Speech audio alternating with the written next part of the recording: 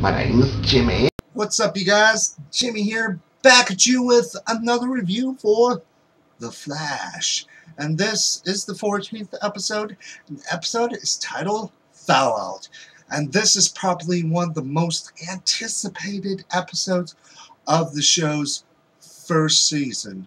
Because this, we have our first introduction to time travel, which is no surprise for anyone who reads the comics, but I think me and other comic book readers were pretty dang excited for this episode. But this episode actually takes place at the end of last week's episode, which they thought Ronnie and Stein had just blown up, but the radiation was like normal.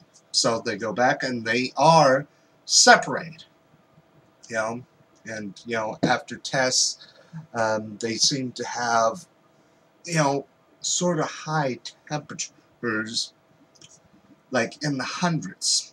But, they go back to their normal lives. But General Eiling is wanting Firestorm.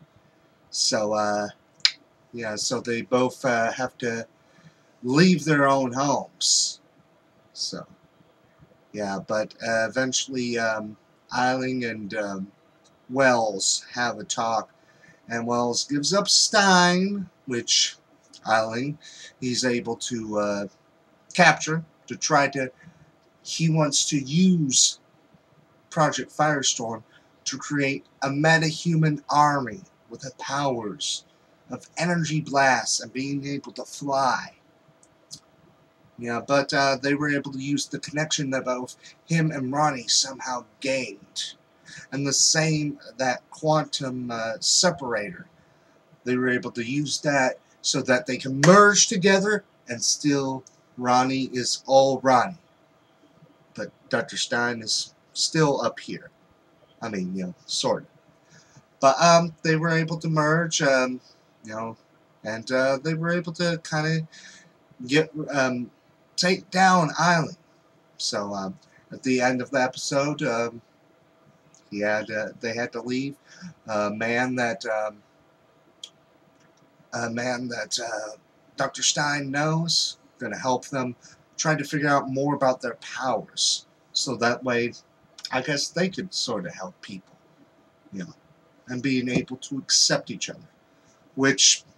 They accepted each other in this episode. That's why they were able to morph so well.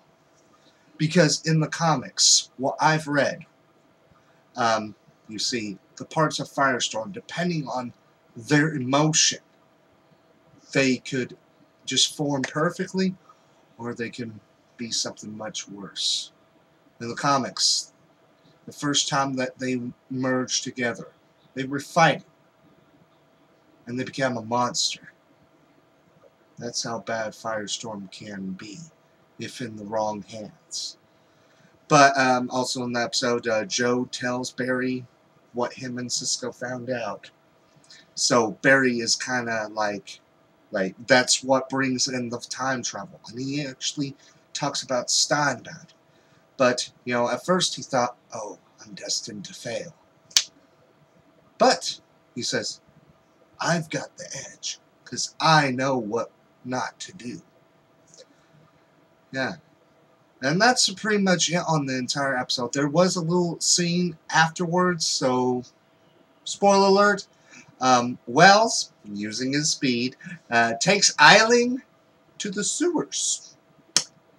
To Grodd, which we finally see Grodd talk. Which I'm like, yee! Like I'm a little schoolgirl screaming. Yeah, and that's pretty much it for the episode. And I have to say, pretty dang cool episode. I mean, it's another Firestorm episode. Who knows when we're going to see Firestorm back. Maybe by then, he'll have some sort of costume going on. Maybe. But I say that stuff with Grodd just gave me a nerdgasm. Because every time we've had a hint on Gorilla Grodd, I have been so freaking excited what will happen next. Especially, I mean, considering that I think Grodd is an excellent Flash villain. I think I think they'll just hint him for the rest of the season, and hopefully he could be a villain for the season. Not this first season. Maybe season 2. I mean, I think it's really possible. But, you know, that doesn't mean I don't want to see more appearances for Gorilla Grodd. You know, it's just, it gets me so hyped up on what we're going to be seeing next, I have to say. But that stuff with time travel, I say, that got me in my comic book reader side. So I thought that was pretty dang cool.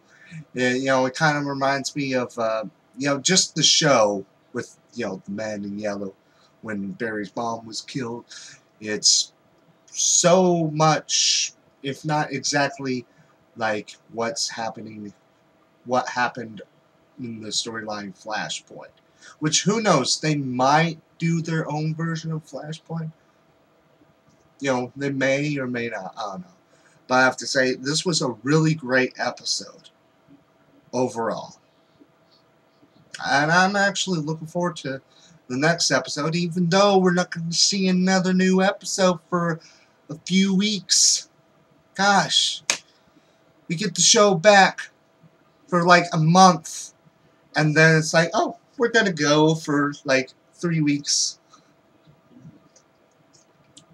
Which sort of sucks, because when they return is when that show iZombie, which I kind of want to see about reviewing, not as a Tuesday review, probably as a Wednesday, if not for a Thursday night review. I'm not sure if, you know, doing it more than a day later would be a good thing. I don't know. But, yeah. But overall, really loved the episode. Looking forward to seeing what's going to happen next. Not just for the show, but with Gorilla Grodd. Because I'm pretty sure this is not the last of the appearances for this season of Gorilla Grodd. I think it's going to be leading up to when we're going to see him for a full-on appearance for the show, I think. But that's pretty much it for my review. Let me know down in the comments below your thoughts on the episode.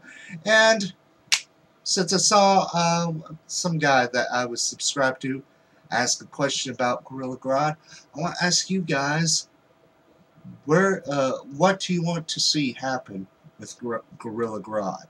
Just let me know down below, and don't forget to check out my review for Arrow tomorrow night. And also, if you haven't already, go check out my review for last night's episode of Gotham, which is pretty dang cool. Awesome. But as always, my name is Jimmy, and until next time, bye.